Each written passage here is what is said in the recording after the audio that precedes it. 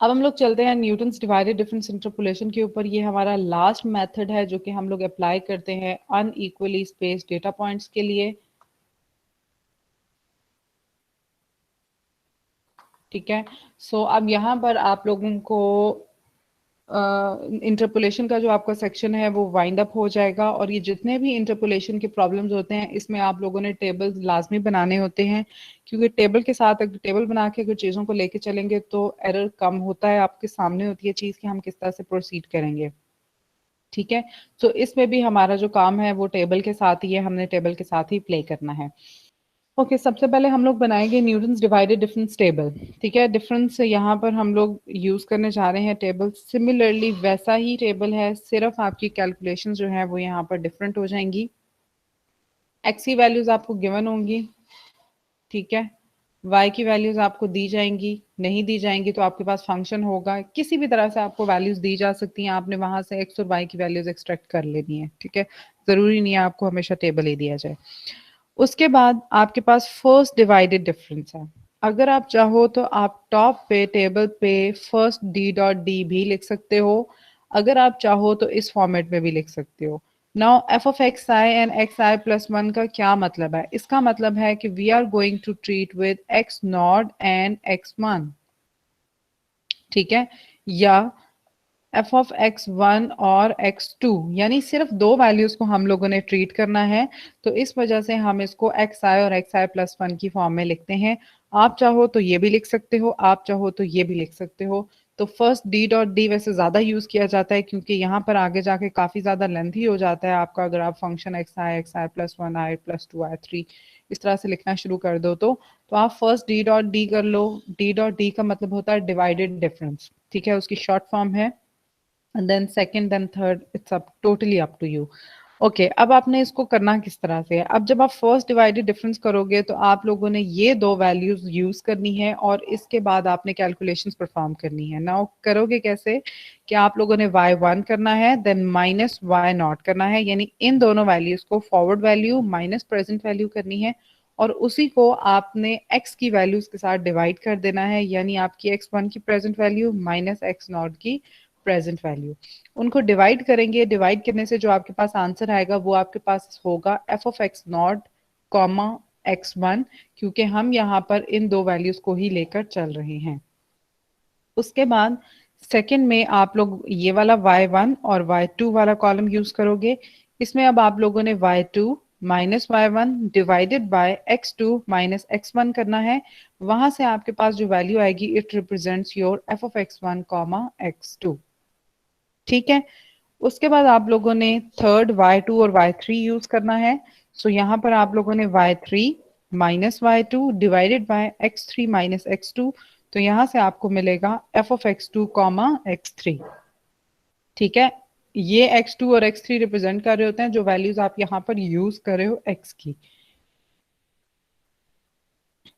उसके बाद आपके पास y3 y4 वाला हम यूज करेंगे। सो y4 माइनस y3 और divided by x4 minus x3, तो यहाँ से आपको मिल जाएगा f of x3 comma x4। तो ये फर्स्ट डिवाइडेड डिफरेंस जो आपने अप्लाई किया है वो आपका यहाँ तक वाइंड अप हो चुका है। उसके बाद सेकेंड डिवाइडेड डिफरेंस हम लोग अप्लाई करने जा रहे हैं। सेकेंड डिवाइडेड डिफरेंस में आपकी जो फंक्शन है उसमें तीन वैल्यूज हो जाएंगी, यानी X I plus one and X I plus two. ठीक है, तो अब हम पहली दो यूज करेंगे, this one F of X naught and X one and X one and X two. तो अब आपने इन दोनों को सब्ट्रैक्ट करना है, इस वाली वैल्यू को इसमें से सब्ट्रैक्ट करोगे और डिवाइड करोगे X two minus x naught. Okay, अब हम लोग सेकेंड डिवाइडेड डिफरेंस की बात करने जा रहे हैं। तो सेकेंड डिवाइडेड डिफरेंस में अब आप लोगों के पास यहाँ पर एक्स नॉट एक्स वन और एक्स टू की वैल्यूज यूज हो रही है। अब इस केस में आप लोगों ने क्या करना है कि इसमें से इसको तो सब्ट्रैक्ट कर रहे हो, लेकिन आप लोगों के पास एक्स वन जो है वो बीच में से आप लोग स्किप कर दोगे, क्योंकि वो दोनों टाइम पे आ रहे हैं, और आप लोगों ने यहाँ पर एक्स टू में से एक्स वन को सब्ट्रैक्ट करना है। ठीक है, जब आप उसको सब्ट्रैक्ट करोगे तो अब आप यहाँ पर जो आपके पास x की वैल्यूज यूज हो रही है वो x नॉट x वन और x टू यूज हो रही है। So it is represents as f of x naught x one and x two. Similarly अगर आप आगे प्रोसीड करते हो तो इसमें अब हम लोग जो यूज कर रहे हैं वो x1 x2 और x3 वाली वैल्यूज यूज कर रहे हैं। सो उसमें आप लोगों के पास टू वैल्यूज ये और ये यहाँ पर कॉमन आती हैं, तो उसको आप स्किप करोगे और x3 को डिवाइड माइनस करोगे x1 में से, ठीक है, इस तरह से।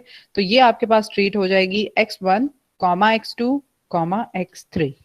ठीक हो गया।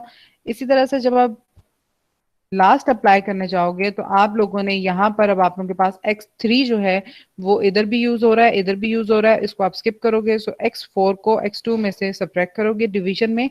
बाकी ऊपर वाली टर्म्स आपकी वैसे ही सब्ट्रैक्ट होनी है, जो आपकी फॉरवर्ड वैल्यू है उसमें से प्रेजेंट वैल्यू को आपने सब्ट्रैक्ट करना है। तो आपके पास आ जाएगा F of x2 minus comma x3 and x4। ठीक है। उसके बाद आप अप्लाई करोगे अपना थर्ड डिवाइडेड डिफरेंस, ठीक है, this one. Third divided difference में अगेन अब आप लोगों के पास यहाँ पर जो बनता है फॉर्म वो बनती है F of X I plus one, x I plus to and X I plus three. तो अब ओके, अब हमने यहाँ पर इसको डिवाइड किया, सॉरी इन दोनों को यूज किया है। सो अब आप इसको इसमें से सब्ट्रैक्ट करोगे, ठीक है।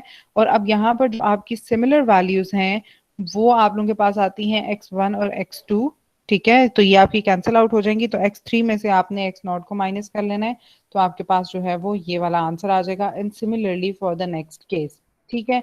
इसी तरह से आपने फोर्थ डिवाइडेड डिफरेंस भी करना है। फोर्थ डिवाइडेड डिफरेंस में आप लोगों के पास एक्स आई प्लस फोर तक की वैल्यूज आएंगी, ठीक है।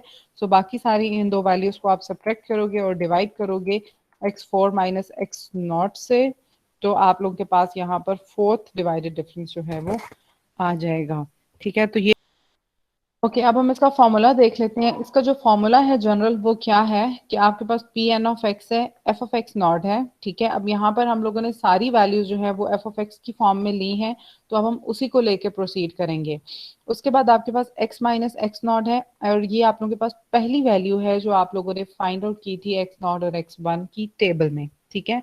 उसके बाद x minus x naught and x minus x one.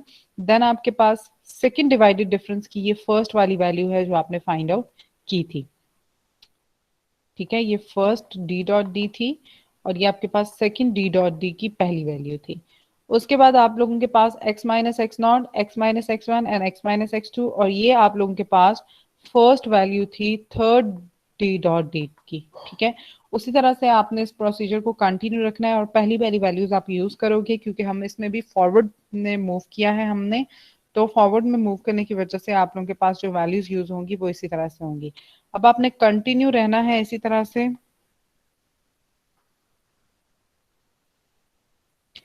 उसके बाद ये आपका अप टू सो ऑन आप लोगों का ये इस तरह से चलता रहेगा। एक एक वैल्यू यहाँ पर x का पॉइंट भी आपका इंक्रीज होता जाएगा और आप लोगों का आगे से यहाँ पर भी एक एक पॉइंट इंक्रीज होता जाएगा और ये up to so on to nth term तक जाता है। और अब ये आप पे डिपेंड करता है कि आपको कितने डेटा पॉइंट्स गिवन थे और आप लोगों ने कितना डी डॉट डी तक प्रोसीड किया है, यानी कितने डिवाइडेड डिफरेंस अप्लाई किए हैं। उसके अकॉर्डिंगली आप लोगों ने अपना फॉर्मूला क्रिएट करना है और फॉर्मूला क्रिएट करने के बाद आप लोगों ने अपना फाइनल आंसर फाइंड आउट करना है। ओके, एक एग्जांपल कर लेते हैं फिर हम इसको वाइंड अप करते हैं। ओके, अब हम लोगों ने यहाँ पर एक पोलिनोमियल को फाइंड आउट करना है।